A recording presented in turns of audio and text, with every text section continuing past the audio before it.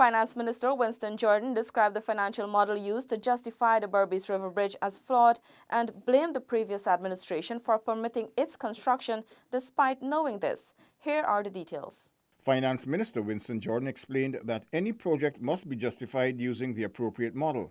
The Berbice River Bridge's construction and operation, he said, was no different.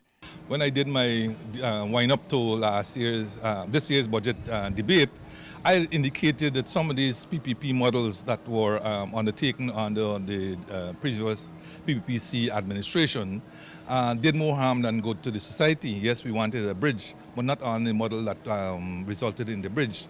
And I had shown where if all increases were granted as requested in the model, where that rate would have been. And you've seen today that, for example, a car would have to pay $8,000 to cross the bridge. The veteran economist said that when he questioned an opposition member about the financial model used, he was told that several assumptions used in the model were not realized. Well, this is the most ridiculous to hear this. All models are built on assumptions, but you have to test those assumptions under the stringence of sensitivity. And if under those conditions, the assumptions fall through, then you don't go through with the project. But this is a case where the model was faulty. Everybody knew the model was faulty from day one, and then the pressure will be left on the government. Minister Jordan recalled that when the government initially approached the BBCI committee to lower fares, their position was that it was a private company and the administration should not interfere. Well, I don't know what is the big rush now for the government to get involved.